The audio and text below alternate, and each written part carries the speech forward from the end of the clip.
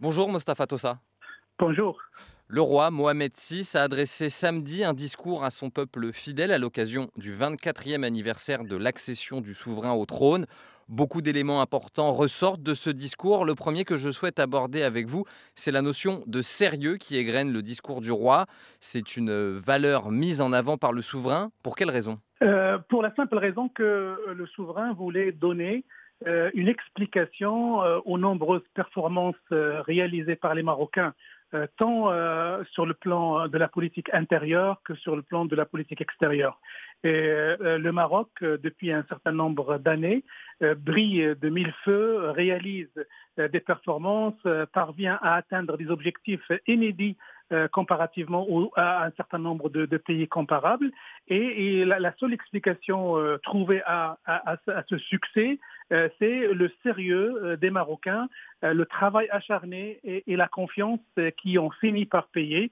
Et le roi du Maroc a voulu saluer ce côté sérieux qui fait partie de la culture populaire, de l'ADN, de l'identité marocaine et qui a été à l'origine de ces nombreuses performances.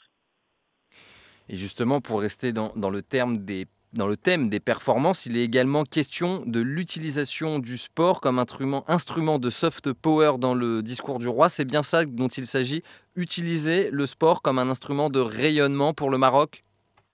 Le sport est un des facteurs qui a fait briller le drapeau marocain, qui a fait connaître le label marocain à travers le monde.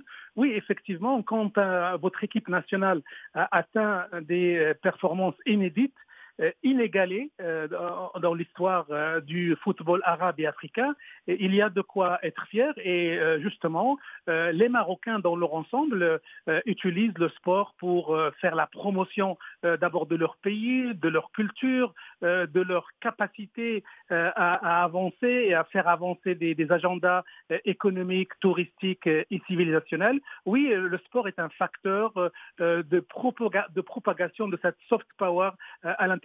Et on sait à quel point la concurrence est rude à ce niveau-là. Et si le Maroc parvient à se distinguer à travers ces éléments et ce paramètre sportif, c'est tant mieux. Le roi Mohamed VI a aussi abordé les chantiers socio-économiques du royaume. Il a évoqué par exemple la mise en place d'une économie plus verte ou l'instauration d'un système de sécurité sociale pour tous les Marocains. Est-ce que vous pouvez revenir sur ces points-là? Deux ou trois chantiers qui ont été mis en valeur par le roi. D'abord, le fait que le Maroc a été un des premiers pays à avoir investi sur l'économie verte, sur les énergies renouvelables, sur cette économie de transition qui parvient à créer des postes et des richesses tout en luttant aussi pour la protection de la nature. Donc ça, c'est une des réalisations, une des performances importantes pour le Maroc. Un autre chantier, c'est celui de la généralisation de la sécurité sociale, ce qui était inédit. Les Marocains, à partir de cette année, vont bénéficier d'une sécurité sociale généralisée et c'est un exemple de réussite de la société marocaine à travers cette solidarité magnifiée par le roi du Maroc.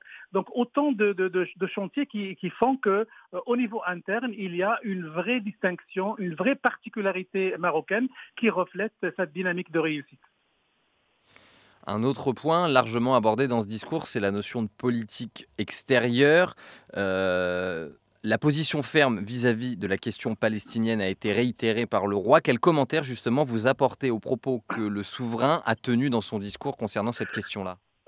Oui, Sa Majesté le Roi a accordé une importance particulière à la cause palestinienne, sans doute pour répondre à un certain nombre de critiques, notamment venant de l'Algérie et des Algériens, qui reprochent au Maroc d'avoir signé un deal, un accord avec Israël, la reconnaissance de la souveraineté du Maroc en échange d'un silence relatif du Maroc sur la question palestinienne. Et le roi a profité de ce discours pour dire que nous l'avons élevé au rang de cause nationale et il n'y a pas de logique de troc.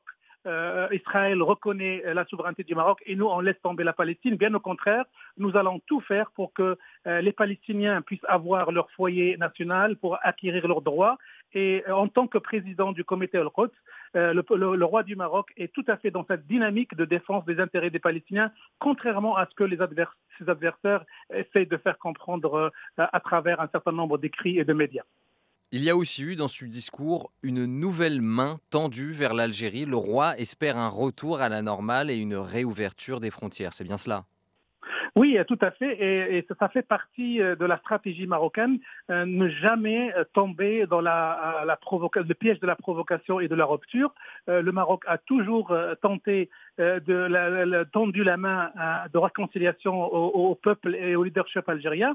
Alors il y a une particularité quand même cette fois dans ce discours, c'est quand le roi qualifie l'état des relations entre l'Algérie et le Maroc de stable. On sait très bien que du côté algérien, il y a une forme d'excitation militaire et médiatique extrêmement inédite.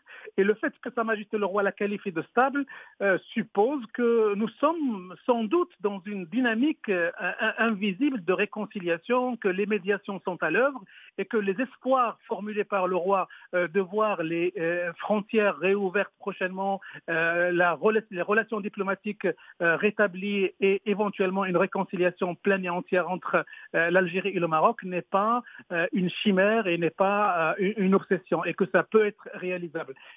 Aussi, un autre point important, c'est que Sa Majesté le Roi a tenu à profiter de ce discours du trône pour envoyer un message d'amitié, de fraternité et d'affection pour le peuple algérien.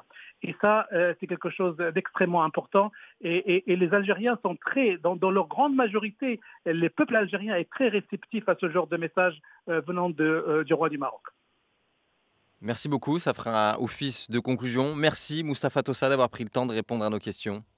Merci. Au revoir. Au revoir.